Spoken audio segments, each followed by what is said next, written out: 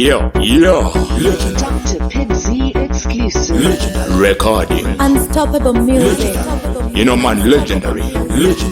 Willie Bounce Bandicus. Pidzy Pandibit. Ayo Jasper. Marcus. Street.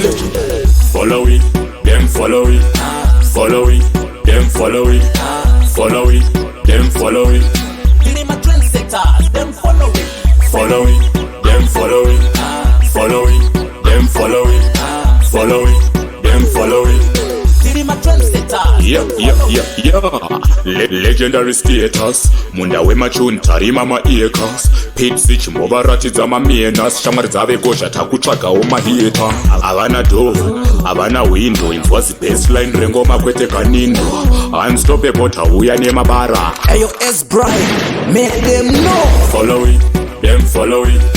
Follow it, them follow it. Follow it, them follow it. You need my trendsetters, them follow it. Them follow it. Follow it, them follow it. Follow it. Follow it, them follow it. You need my trendsetters, them follow it.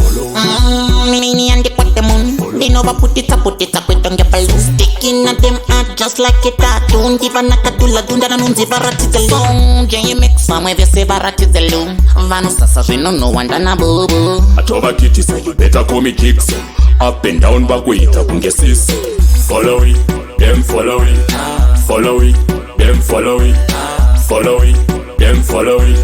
You need my trendsetters, them follow it. Follow it, them follow it. Follow it, them follow it. Follow it, them follow it. You need my trendsetters, them follow it. Legendary status.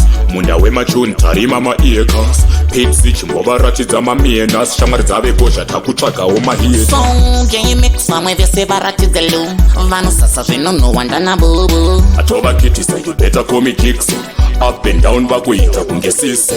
Follow it, them follow it. Follow it, them follow it. Follow it, them follow it. You need my trendsetters, them follow it. Follow it, them follow it. Follow it, them follow it. Follow it, them follow it. You need my trendsetters, them follow it. Them follow it. Follow it, them follow it. Follow it, them follow it. You need my trendsetters, them follow it. Unstoppable music. Them follow it. Them follow it. Them follow it. You need my trendsetters, them follow it.